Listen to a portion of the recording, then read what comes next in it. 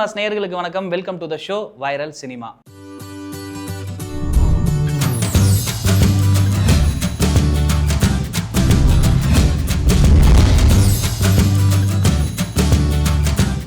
வெற்றிமாறன், சிம்பு இவங்க ரெண்டு பேருமே சேர்ந்து இப்போ உருவாகி இருக்க கூட்டணி தான் வந்து அரசன் படம். இந்த படத்தினுடைய டைட்டில் டீசர் ரிலீஸ் பண்ணும்போது மிகப்பெரிய ஒரு எதிர்பார்ப்பு அலையை உருவாக்கிருச்சு. தீபாவளிக்கு இந்த படத்தை கொண்டு வரணும் அப்படின்னு சொல்லிட்டு ரொம்ப போராடிட்டு இருக்காங்க. ஸோ படமும் தீபாவளிக்கு கண்டிப்பாக வந்துடும். ஸோ இதில் சிம்புவோட கோஆப்ரேஷன் எப்படி இருக்குது அப்படின்றதான் வெற்றிமாறன் பார்க்குற எல்லாருக்கிட்டையுமே வந்து சொல்லிட்டு இருக்காரு. கேட்குற எல்லாருக்குமே வந்து ஆச்சரியமாக இருக்குது. ஏன்னா சிம்பு அப்படின்னு வந்து சொல்லிட்டாலே வந்து எல்லாருமே என்ன சொல்லுவாங்க அப்படின்னா, ஒழுங்காக ஷூட்டிங் வரமாட்டார், மொட்டை மாடியில் தான் வந்து ஷூட்டிங் வைக்க சொல்லுவார், இல்லாட்டி வந்து பாத்ரூமில் உட்காந்து டப்பிங் பண்ணுவார். இப்படி தான் பல பேர் வந்து சிம்பு அவர்களை பற்றி சொல்லியிருக்காங்க. ஆனால் வெற்றிமாறன் என்ன சொல்கிறாரு அப்படின்னா, சிம்பு எனக்கு வந்து இன்னொரு தனுஷ் அப்படின்னு வந்து சொல்கிறாரு. ஏன்னா தனுஷ் அவர்கள்கிட்ட வந்துட்டு நான் போயிட்டு எந்த கதையுமே வந்து நான் முழுசாக சொன்னதே கிடையாது. ஒரு லைனை சொல்லுவேன், தனுஷ் என்ன சொல்லுவார் அப்படின்னா, சார் வாங்க நம்ம ஷூட்டிங் போயிடலாம் அப்படின்னு தான் வந்து சொல்லுவார். அதே மாதிரி தான் நானும் சிம்பு கிட்ட வந்துட்டு ஒரு லைன் மட்டும் தான் சொல்லேன், சார் நம்ம ஷூட்டிங் வந்து போயிடலாம் அப்படின்னு வந்து சொல்லியிருந்தாரு. இதில் இன்னொரு முக்கியமான விஷயம் என்ன அப்படின்னா, இப்போ வந்து 4 மணிக்கு கால் ஷீட் இருக்கும், விடிய காத்தால 4 மணிக்கு இருக்கும், 3 மணிக்கு இருக்கும், இல்லை டைமே வந்து சொல்ல முடியாது. ஏன்னா அந்த மாதிரி தான் வந்து ஷூட்டிங் ஷெடியூல் வந்து போயிட்டு இருக்கு. ஸோ எந்த டைமுக்கு வந்து சொல்கிறோமோ சிம்பு வந்து ஆஜராகிறாரு, கரெக்டாக நடிச்சு கொடுத்துட்றாரு அப்படின்னு வந்து வெற்றிமாறன் எல்லாத்துக்கிட்டையும் வந்து இதை சொல்லிட்டு இருக்காரு. எந்த அளவுக்கு கோஆப்ரேட் பண்ண முடியுமோ அந்த அளவுக்கு வந்து கோஆப்ரேட் பண்ணுறாரு அப்படின்னு வந்து சொல்லிட்டு இருக்காரு. இதை கேட்குற எல்லாருமே வந்து ஆச்சரியப்பட்டு போயிட்டு இருக்காங்க. ஏன்னா அரசன் படம் அந்த அளவுக்கு ஒரு எதிர்பார்ப்பை கிரியேட் பண்ணியிருக்கு அப்படின்னு சொல்லலாம். ஸோ அரசன் படத்தில் சிம்புவோட போர்ஷனை ஒரு 20 நாள் வந்து முடிச்சிருக்காங்க. இதுக்கு இடையில வந்துட்டு இன்னொரு 20 நாளுமே வந்து ஷூட் பண்ணியிருக்காங்க. மொத்தம் 40 நாள் ஷூட்டிங் வந்து படப்பிடிப்பு முடிஞ்சிருக்கு. அதில் சிம்பு போர்ஷன் அவர்கள் மட்டுமே வந்து 20 நாள் முடிஞ்சிருக்கு. மற்ற எல்லாரோட காம்பினேஷனுமே சேர்ந்து 20 நாள் வந்து முடிச்சிருக்கு. அரசன் படம் வந்து கிட்டத்தட்ட இப்போ 20 நாள் வந்து நம்ம ஷூட் முடிஞ்சிருக்குன்னு வந்து சொல்லியிருக்கோம். ஏன்னா சிம்பு போர்ஷன் மட்டுமே 20 நாள் முடிஞ்சிருக்கு. அடுத்ததாக வந்துட்டு இன்னொரு 20 நாள் முடிச்சிருக்காங்க. மொத்தம் 40 நாள் முடிச்சிருக்காங்க. அதில் 20 நாள் வந்து சிம்பு போர்ஷன் முடிஞ்சிருக்கு. மற்ற ஆர்டிஸ்ட்டை வச்சு 20 நாள் முடிச்சிருக்காங்க. ஸோ 2 ஷெடியூல் வந்து முடிச்சிட்டாங்க. 3வது ஷெடியூல் மறுபடியும் படமாக ஆக்க போகிறாங்க. இதில் யார் வந்து கலந்துக்க போகிறாரு அப்படின்னா, விஜய் சேதுபதி இந்த படத்தில் போலீஸ் அதிகாரியா நடிக்க இருக்காரு. ஸோ அவர் 3வது ஷெடியூலில் வந்துட்டு கலந்துக்க இருக்காரு படப்பிடிப்பில். ஸோ விஜய் சேதுபதி சிம்புவோட காம்பினேஷன் இருக்குமா இல்லையா அப்படின்றது அடுத்தடுத்து அப்டேட்டில் வந்து சொல்ல ஆரம்பிச்சிருவாங்க. ஸோ ஓவராலாக விஜய் சேதுபதி 3வது ஷெடியூலில் வந்து கலந்துக்க இருக்காரு. ஸோ இதுக்கிடையில் அரசன் படத்தில் நிறைய விஷயங்கள் வந்து நடந்திருக்கு. அதையுமே அப்படியே சொல்லலாம். ஏன்னா அரசன் படத்துக்கு முன்னாடி சிம்பு வந்து பெரிய லாங் ஹேர் வந்து வச்சுருந்தாரு தேசிங்கு பெரியசாமி படத்துக்கு. ஆனால் அதுக்கிடையில் வெற்றிமாறன் ஒரு கதை சொல்லியிருந்தாரு, அதுதான் வந்து அரசன். சிம்புவுக்கு அந்த கதை வந்து ரொம்பவே பிடிச்சி போச்சு அப்படின்னே வந்து சொல்லலாம். அதனால அவரோட ஹேரை கட் பண்ணிக்கிட்டாரு. இந்த படத்தில் நான் நடிக்கிறேன்னு வந்து ஒத்துக்கிட்டாரு. இதை தாண்டி சிம்பு அவர்களுக்கு வந்துட்டு வெற்றிமாறன் மேலே மிகப்பெரிய ஒரு மரியாதையும் அவருக்கான ஒரு தனி இடத்தையுமே வந்து வச்சிருக்காரு. ஸோ இதனால தான் வந்துட்டு அரசன் படத்தில் நடிக்க ஒத்துக்கிட்டாரு. அது மட்டுமே காரணம் இல்லை.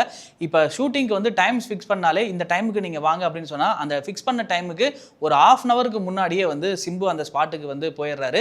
இது எல்லாமே தாண்டி வெற்றிமாறன் அப்படின்னு வந்து சொன்னாலே அவருடைய படங்களில் அதிகமாக மியூசிக் பண்ணுறது ஜிவி பிரகாஷாக தான் வந்து இருப்பார். ஸோ இந்த படத்துக்கு வந்துட்டு ஜிவி பிரகாஷ் ஏன் பண்ணலை அப்படின்ற ஒரு கேள்விக்குறி வந்தது. அதுக்கு சிம்பு தான் வந்து காரணம் அப்படின்னே வந்து சொல்லலாம். ஸோ இந்த கதையை கேட்டுட்டு இந்த படத்துக்கு அனிருத் கரெக்டாக வந்து இருப்பார் அப்படின்னு வந்துட்டு சிம்பு ஸ்ட்ராங்காக வந்து சஜஷன் சொல்லியிருக்காரு. ஸோ அதனால வெற்றிமாறனும் அதை அக்செப்ட் பண்ணியிருக்காங்க. ஸோ இப்படி தான் அனிருத் இந்த படத்துக்குள்ள உள்ள வந்திருக்காரு. ஸோ படம் கண்டிப்பாக தீபாவளிக்கு வரணும் அப்படின்னு சொல்லிட்டு ஷூட்டிங்கை விறுவிறுப்பாக வந்து நடத்திட்டு இருக்காங்க. ஓவராலாக அரசன் படத்தினுடைய அப்டேட் அடுத்தடுத்து வர இருக்கு. படம் எப்படி இருக்கு அப்படின்றத பொறுத்திருந்து நம்ம பார்ப்போம். சூப்பர் ஸ்டார் ரஜினிகாந்தோட அடுத்த படம் அப்படின்னு சொன்னால் வந்து ராஜ்கமல்ல எடுக்கக்கூடிய தலைவர் 173. ஸோ இந்த படத்தை வந்து சிபி சக்கரவர்த்தி தான் வந்து இயக்குறாரு அப்படின்னு சொல்லிட்டு ரொம்ப நாளாக டாக் போயிட்டு இருந்தது. அதுக்கப்புறமே வந்து சிபி சக்கரவர்த்தி இல்லை அஸ்வத் மாரிமுத்து இயக்க போறாரு அப்படின்ற ஒரு டாக் இருந்தது. ரெண்டுக்கும் இடையில வந்து இவங்களை குழப்பமாகவே வச்சிருந்தாங்க, இவரா இல்லை இவரா அப்படின்னு சொல்லிட்டு. ஆனால் இவங்களுக்கு எல்லாம் முன்னாடி இந்த குறுக்க கௌசிக் வந்தா அப்படின்ற மாதிரி சுந்தர்சி இருந்தார்.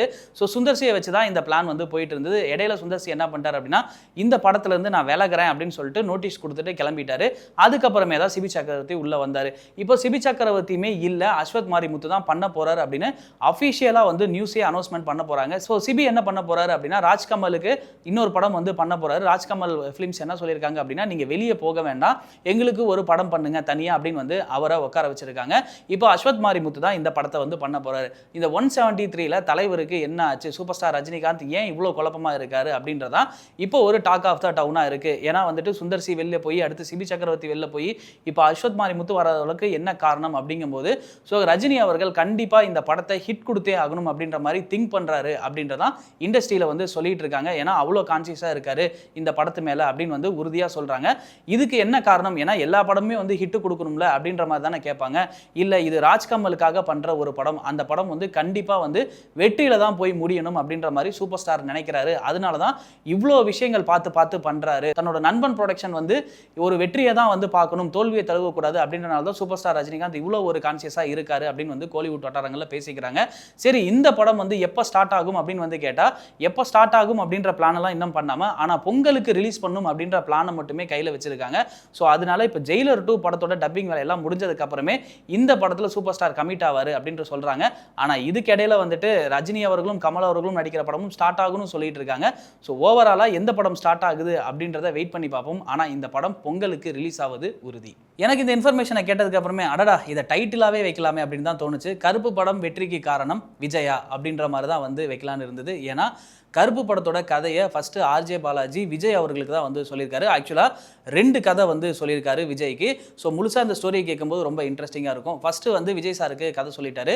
அதுக்கப்புறமே மறுபடியும் லேட்டராக இன்னொரு கதை வந்து சொல்லியிருக்காரு. அதுதான் கருப்பு படத்தோட கதை. விஜய் சார் கதையை முழுசாக கேட்டுட்டு என்ன சொல்லியிருக்காரு அப்படின்னா, ஆர்ஜே பாலாஜி கிட்ட ஒரு 1 வீக்கில் வந்துட்டு இதுக்கான நான் ரிசல்ட்டை சொல்லலாமா அப்படின்னு வந்து கேட்டிருக்காரு. சரி சார் அப்படின்னு வந்து சொல்லியிருக்காங்க. அதுக்கப்புறமே 1 வீக் லேட்டர் கழிச்சு இந்த கதையை வந்து அவரால் பண்ண முடியாது அப்படின்னு வந்து சொல்லியிருக்காரு. அதுவுமே என்ன ரீசனுக்காக பண்ண முடியாது அப்படின்னு சொல்லிட்டு ஆர்ஜே பாலாஜி கிட்ட சொல்லியிருக்காரு. அதுதான் வந்து இந்த இடத்துல விஜய் அவர்களை வந்து நம்ம பாராட்டக்கூடிய வேண்டிய ஒரு விஷயம் அப்படின்னு சொல்லலாம். ஏன்னா என்னோட லாஸ்ட் படமாக வந்து இந்த படம் இருக்க போகுது. ஸோ அதனால வந்துட்டு இப்போ பொலிட்டிக்கலாகவும் நான் வந்து என்ட்ராக போகிறேன், இது ரெண்டுத்தையுமே கம்பைன் பண்ண மாதிரி ஒரு படமாக இருக்கணும் அப்படின்ற மாதிரி தான் எக்ஸ்பெக்ட் பண்ணுறேன். அதனால வந்துட்டு இந்த படம் இந்த டைமில் வந்து கரெக்டாக பண்ண முடியாது அப்படின்ற ரீசன் சொல்லியிருக்காரு. ஸோ ஆர்ஜே பாலாஜி கிட்ட கதை கேட்கும் போதுமே வந்துட்டு ஹச் வினோத் அவர்கள்கிட்டையும் கதை கேட்டு ரெடியாக வச்சிருக்காங்க.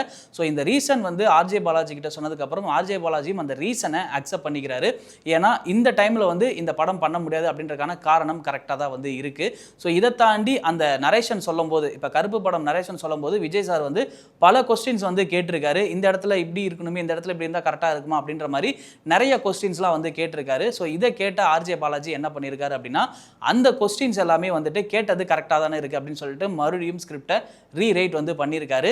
இந்த கேப்பில் தான் வந்துட்டு மறுபடியும் என்ன இருக்குது அப்படின்னா, ஸோ விஜய் சார் இந்த படத்தை இப்போ பண்ண முடியாதுக்கான ரீசன் சொல்லிட்டாரு. இதே கேப்பில் வந்துட்டு இன்னொரு ப்ரொடியூசர் வந்துட்டு நீங்கள் விஜய்க்கு ஒரு கதை சொன்னீங்க இல்லையா, அதை வந்து சூர்யா சாருக்கு வந்து சொல்ல முடியுமா அப்படின்னு கேட்டிருக்காங்க. ஸோ அந்த ரெட்டிஃபை பண்ண ஸ்கிரிப்டை எடுத்துக்கிட்டு ஸோ கருப்பு பட கதையை சூர்யா கிட்ட அவர்கள் வந்து சொல்லியிருக்காங்க. சூர்யா சாருக்குமே வந்து ரொம்ப பிடிச்சி போகுது. ஸோ கருப்பு படம் ரிலீஸ் ஆகி சூப்பர் டூப்பராக ஹிட் ஆயிருக்கு. ஸோ இதில் என்ன ஒரு விஷயம் அப்படின்னா, விஜய் சார் சொன்ன கரெக்ஷன்ஸ் எல்லாமே நான் பண்ணிட்டு தான் சூர்யா சார் கிட்ட சொன்னேன் அப்படின்னு சொன்ன இந்த ஒரு விஷயம், ஏன் கருப்பு படம் பண்ண முடியாது அப்படின்னு விஜய் சார் சொன்ன எனக்கு இந்த விஷயம் ரெண்டுமே வந்து வேல்யூபிளாக இருந்தது. இதை தாண்டி இன்னொரு விஷயம் என்ன அப்படின்னா வந்துட்டு, ஸோ விஜய் சார் வந்து வேணான்னு சொன்னதை வந்து நான் பெருசாகவே எடுத்துக்கல. ஏன்னா 2 தடவை என்னை கதை கூப்பிட்டு கேட்டிருக்காரு அப்படின்னா நான் அவ்வளோ வந்து இந்த ஒர்க்கில் மெனக்கிடுறேன் அப்படின்றது அவர் புரிஞ்சிருக்காரு. ஸோ கதை கேட்டதே வந்து நான் பெரிய விஷயமா வந்து நினைக்கிறேன். அதனால அவர் வேண்டான்னு சொன்னதெல்லாம் நான் ஒரு வருத்தமாகவே எடுத்துக்கல அப்படின்னு சொன்ன இந்த ஒரு விஷயம் ரொம்ப இன்ட்ரெஸ்டிங்காகவே இருந்தது அப்படின்னே சொல்லலாம். சூர்யா கருப்பு படத்தை வெற்றியை தொடர்ந்து அடுத்ததாக அவருக்கு லைனப்பில் இருக்குது விஸ்வநாதன் அண்ட் சன்ஸ். ஸோ அதை தொடர்ந்து வந்துட்டு கேரளா டைரக்டரோட ஒரு படம் பண்ண போகிறாரு. அதுக்கப்புறம் தெலுங்கு படத்தோட ஒரு டைரக்டரோட படம் பண்ண போகிறாரு அப்படின்னு சொல்லிட்டு இருக்காங்க. இதுக்கு இடையில கேவிஎன் ப்ரொடக்ஷன் சூர்யா அவர்களோட கால் சீட் வாங்கி வச்சிருக்காங்க. சூர்யா அவர்கள் கேவிஎன் ப்ரொடக்ஷனுக்கு ஒரு படம் பண்ண போகிறாரு அப்படின்ற நியூஸ் வந்து உண்மை. ஆனால் அந்த படத்தை யார் டைரக்ட் பண்ண போகிறாங்க அப்படின்னு நிறைய பஸ்ஸஸ் வந்து இப்போ கிரியேட் ஆயிருக்கு. அதில் ஸ்ட்ராங்காக வந்து என்ன சொல்கிறாங்க அப்படின்னா 24 எடுத்த விக்ரம் குமார் தான் வந்துட்டு இந்த படத்தை எடுக்க போகிறாரு அப்படின்னு வந்து சொல்லிட்டு இருக்காங்க. ஸோ ஆல்ரெடி 24 எடுத்த இந்த ஒரு டீம் கண்டிப்பாக இந்த படத்தை எடுக்கிறதுக்கான வாய்ப்பு அதிகமாக இருக்கும் அப்படின்னே சொல்லலாம். ஸோ ஏன்னா சூர்யா அவர்களோட கெரியர்லேயே ஒரு டிஃப்ரெண்ட்டான படம் அப்படின்னா 24. தமிழில் தான் இந்த படம் வந்து சரியாக போகல. தெலுங்கு ஓவர்சீஸ்லாம் இந்த படம் வந்து ரொம்பவே நல்லா போயிருக்கு. கிட்டத்தட்ட வந்துட்டு 108 கோடிக்கு மேலே இந்த படம் வசூலாக இருக்குது. அப்போவே சூர்யா சாருக்கு 100 கோடி கிளப்பில் சேர்ந்த படம் அப்படின்னா 24 சொல்லலாம். ஸோ அதனால இந்த டீம் வந்து ஸ்ட்ராங்காக அமையறதுக்கான அதிக வாய்ப்பு இருக்குது. இன்னொன்று இந்த படம் வந்து 24 2ஆக கூட இருக்கலாம், பார்ட் 2ஆக கூட இருக்கலாம் அப்படின்னு வந்து சொல்கிறாங்க. ஸோ ஓவராலாக சூர்யா சார் வந்துட்டு விக்ரம் குமாரோட வந்து இந்த ப்ராஜெக்ட் பண்ண போகிறாரு அப்படின்னு ஸ்ட்ராங்காக வந்து சொல்கிறாங்க. ஸோ இது எந்த அளவுக்கு இருக்க போகுது அப்படின்றத நம்ம பொறுத்திருந்து பார்ப்போம். டைரக்டர் சங்கர் இப்போ என்ன பண்ண போகிறாரு அப்படின்னா வந்துட்டு வேல்பாரி படம் பண்ண போகிறாரு அப்படின்னு தான் எல்லாருமே நம்ம நினச்சிட்டு இருப்போம். ஆக்சுவலாக அவர் வேல்பாரி ஸ்கிரிப்ட் தான் வந்து பண்ணுறதா அவருமே வந்து இருந்தார். அதுக்கு இடையில சங்கர் அவர்களுக்கு வந்துட்டு ஒரு ஐடியா வந்து தோணியிருக்கு. ஏன்னா இந்த வேல்பாரியை பண்ணுறதுக்கு முன்னாடி நம்ம சின்னதாக ஒரு படம் பண்ணிடுவோம், சங்கர் படம் பண்ணாலே அது பெரிய படம்டா, அது என்னடா சின்ன படம் அப்படின்னு தான் வந்து கேட்குறீங்க. ஆக்சுவலாக அவரோட மைண்டில் என்ன ஒரு பிளானிங் இருக்குது அப்படின்னா வந்துட்டு இது வரைக்குமே அவரோட பேட்டர்னில் ஒரு படம் இருக்கு இல்லையா, மாஸ் கிராண்ட் எலமெண்ட்லாம் இருக்க மாதிரியான ஒரு படம் இருக்குல்ல, அந்த மாதிரிலாம் வந்து இல்லாமல் இல்லாமல் ஒரு ஃபாஸ்ட் என்கேஜிங் த்ரில்லராக வந்து இருக்கலாம், ஆக்ஷன் த்ரில்லராக வந்து இருக்கலாம் அப்படின்ற மாதிரி யோசிச்சிருக்காரு. ஸோ அதை பிளான் பண்ணி ஸ்கிரிப்ட் எழுதுகிற வேலையில் வந்து இருக்காரு. அது முடிஞ்சதுக்கு அப்புறமே இதை படமாக்குற வேலையிலையும் வந்து அவர் இறங்குறதா வந்து இருக்காரு.